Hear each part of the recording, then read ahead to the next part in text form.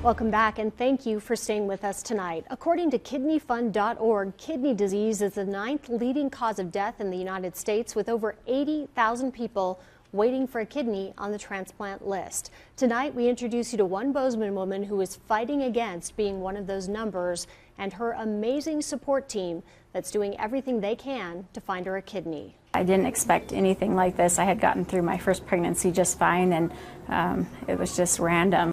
Looking at Ginger Bokma, you can tell she's a loving wife and mother and an amazing RN. What you may not know is that she's been battling kidney disease for the last 9 years.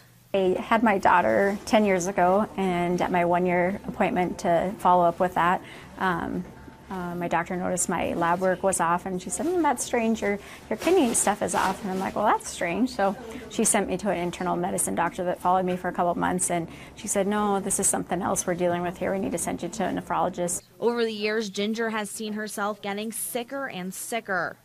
Everything they've tried has made no difference in her health, so Ginger's doctor said it was time for a kidney transplant. That's when we started the process of getting me approved, which took about 3 to 4 months. It's quite a process just to get yourself approved before you can even start testing other people. Besides visiting every doctor out there, Ginger also had to spend a full 8-hour day in Seattle getting tests, since there's no transplant center here in Montana.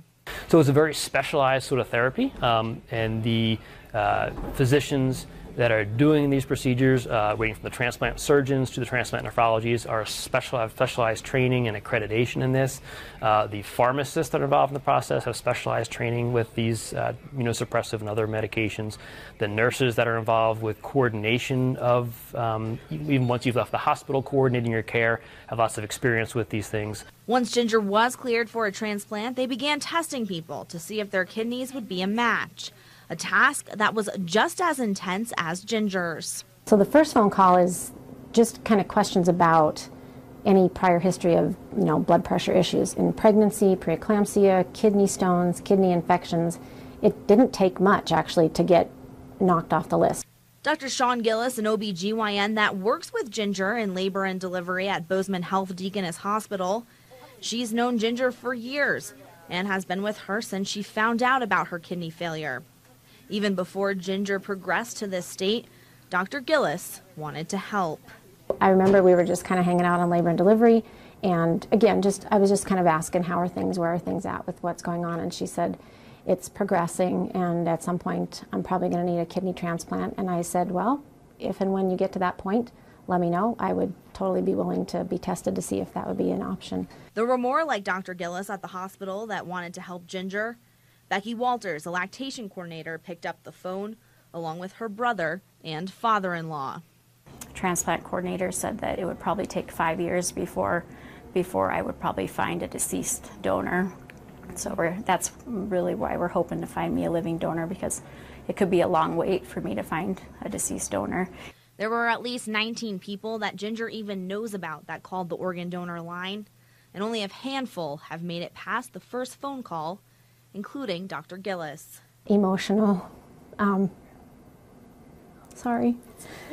I guess from my perspective, it was very natural for me to offer that. It did not take any thought. It was not from my head. It was literally from my heart, and just her just expressing gratitude for that. It was pretty emotional. We've had a few emotional conversations, you might imagine.